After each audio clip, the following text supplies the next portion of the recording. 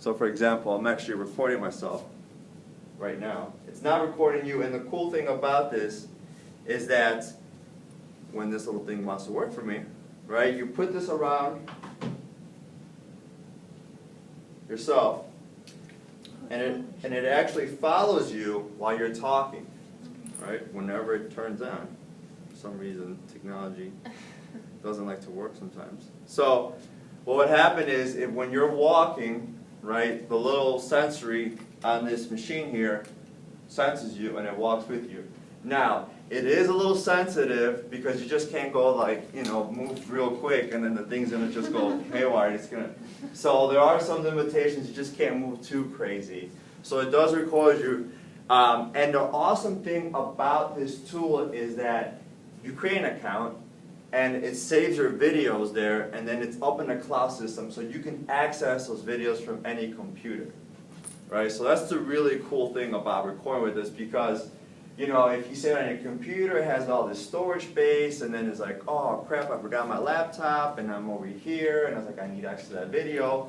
So the great thing about SWIVL is that it saves everything on the cloud system.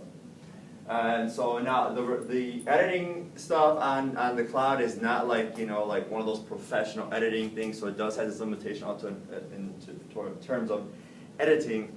But the really cool thing is that it saves on the cloud system. Now the most basic price on one of these things is not cheap. And I'm just going to show you real quick the website. So on the website here, if you just go to SWIVL.com, right, you can see here.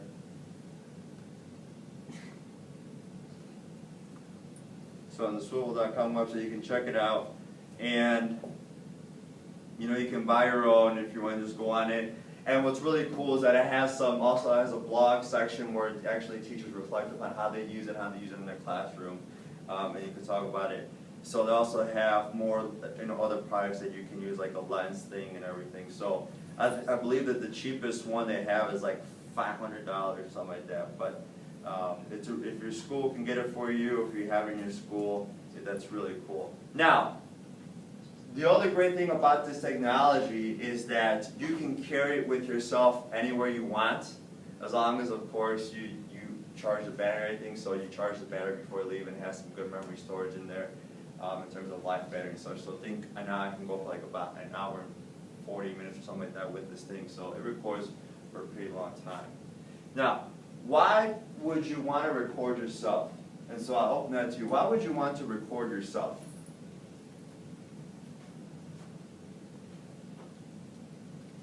Any ideas as to why you would record yourself? Well, sorry. No, you go ahead. So you can see your body language that you're Okay. listening to. So one main thing, right, is body language. Oops. Body language. What else? What's another thing you want to? Why would you want to record yourself?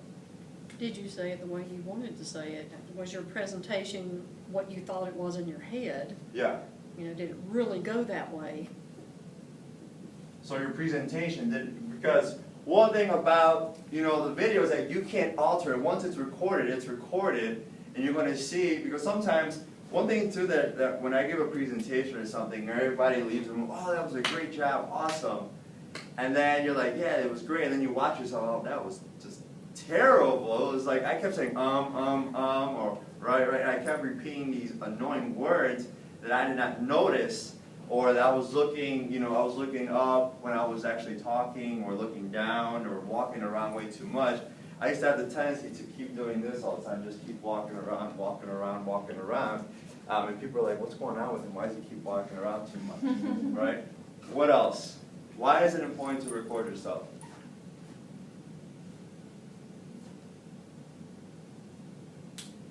Any other reasons why you would want to record yourself? Maybe you missed something, or you forgot to say something. Right, so you probably forgot, so in terms of the presentation, right? Yeah. So your logic, so something about, right, did you say everything? Or did you say everything correctly, right? For example, if you're teaching math or science, right, the actual explanation of the equation or the formula, did it actually make sense?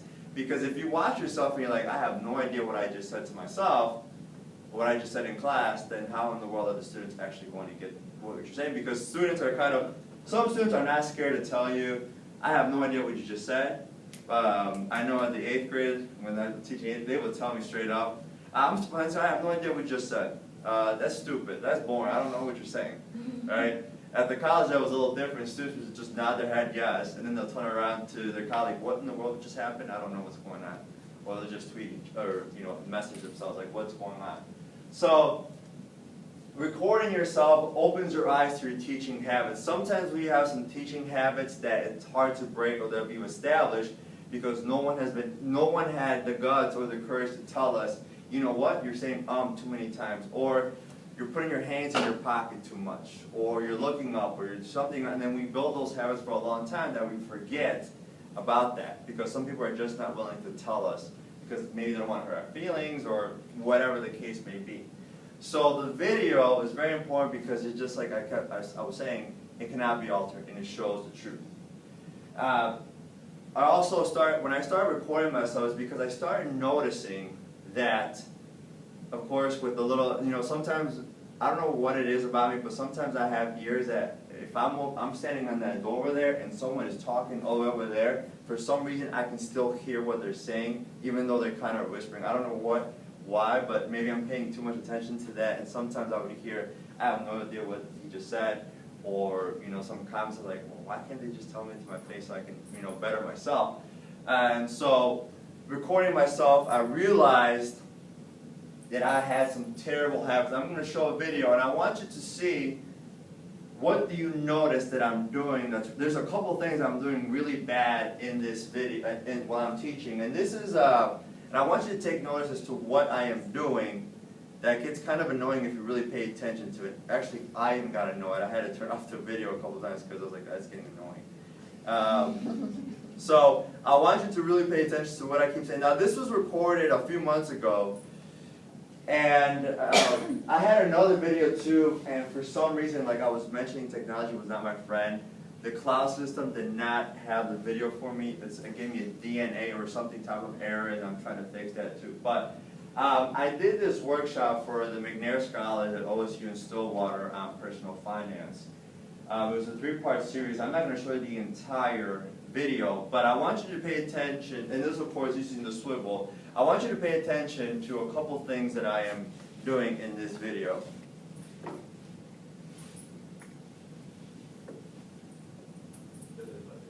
Like if you think a few words. Knowing where your money goes.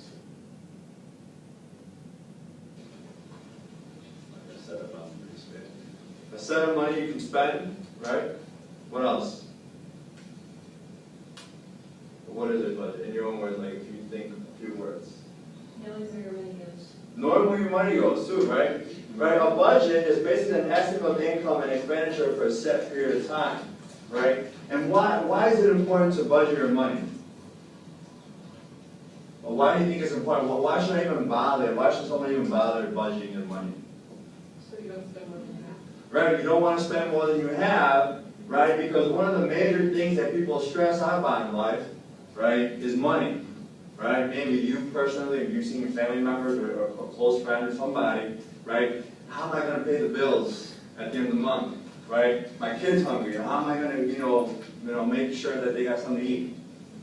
Before coming here to the October program, I worked briefly at a bank here in Oklahoma. So many clients would come freaking out about where's my money, I don't have enough money, or they'll overdraft consistently because they didn't have enough money because they didn't budget, right? So one major thing about, other than public speaking, and things that people stress out a lot is money, right? And it's really bad to stress out about it, especially. All right, that's enough because it's just painful to watch sometimes. So what did you notice that I was doing? And you can be sincere because, like I said, I already judged myself critically really harsh on this video. You like that word, huh? Right? Right, yes. I caught myself doing that the other day. I was like, oh my gosh, I keep saying that word, stop it. It wasn't right, but it was something else. I was like, every other word, I was like, right, Right, right. Yeah. I felt like saying, I wish someone would have said, no, you're not right. You know, that would have been pretty funny if someone actually said that. I would have caught myself. But what else? So yeah, I kept saying that word so many times. This wasn't as bad as the right thing, but you just moved your hands like a lot, like Yes. enough for it to be distracting.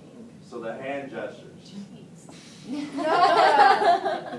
So it's like the only two things that I noticed that were wrong, and that makes you feel better. I'm not trying to be rude. No, but, like, that's totally fine. Like I know people, I probably do it too. Like whenever I'm standing up in front of people, I get nervous, and so like I kind of like move my hands around. But like, Kind of good though, right? Are you moving your hand? Unless you're a music, you know, one of those, you know, classical like music I feel composers. like in moderation it's fine, but like it just seemed like a lot. And now I'm saying like a lot, and it's bothering me. I need to stop talking. So what else? So the hand gestures, the word right. Anything else? Do you notice how I kept moving around? Well, there was something else too. I don't know how your classroom was set up right there, but you really concentrated on the right side of the room a lot. You didn't give much attention to the left. So I mean, I don't know how it was set up, but you were really focused over here a lot, and you only glanced over here a couple of times. Yeah. So that I was really in one place because it was a pretty small room, and I was right next to the computer the entire time, and I didn't really give. I noticed that myself after the presentation. So like in the next, because this was like kind of like a 3-part series. In the next class, I tended to move over to the other side more. But in that case, I was really stuck in one place. And that same place, I kept moving like if I was in like a triangle, back and forth, back, you know, one place to the other. The hand gestures, the word right. And I was like, man, no wonder some of the students were just more focused on my hand gestures than actually the material that I was saying. So, and that kind of, you know, after that I kind of felt, I was like, oh, it was pretty good. But then watching the video, I was like, oh gosh, that was terrible, what I just did. And so I kept working. I was like, all right, I need to stop saying right after every single other word, because it just got annoying to myself. And of course, with the hand gestures, kind of not do that so much because it does get annoying. And of course, I'm working on the moving around, but for some reason I just can't help myself but to move around. But I'm trying to really work on that. It's not moving around. Actually, at UCO, they have this in the college building. Their room has a terrible setup. Literally, there's 2 sides. So there's computers over here and computers over here. The screen is in front of a row. The printer's in the middle. The computer where the professor is at is back here. And so in order to be on both sides, I kind of have to walk around this, like, imagine if this was the tables in the middle with the printer.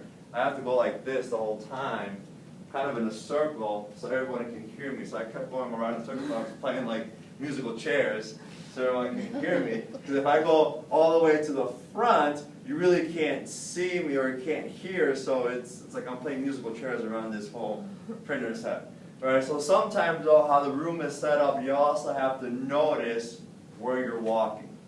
Because if you stand too much to one side, it's going to be like, I give preference to one side than the other, and students start noticing. It's like, well, why isn't, you know, he or she coming to my side? Do we smell bad? Do we look bad? Like, what is it?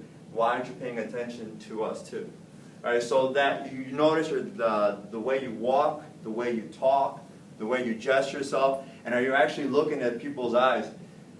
This actually, when I got my feedback from my classes in this, I think it was the spring classes from the EdTech course at OSU in Stillwater, one of the students put in the comment section that he does not, you know, Mr. Funky does not give eye contact to us. And I was just like, I did not really notice that I wasn't giving enough eye contact. And of course I was like, well, if I gave eye contact, I probably would have gotten a comment, you gave too much eye contact, right? And so I had to be more conscious of it. Yeah, you know what, I do have to make more eye contact with people. And so, you know, you kind of, sometimes people will tell you, but most of the time people won't tell you. And of course the eye contact thing is something maybe the camera won't catch, or sometimes it can, but sometimes it's hard for you to notice whether or not you're actually looking at someone if you're using like a swivel. Because of course right now the swivel is only looking at me and not at you. Right? So sometimes you can and cannot catch that yourself. So 3 things to remember, 3 points to remember when you are recording yourself, right? You are trying to improve on your teaching. It's one thing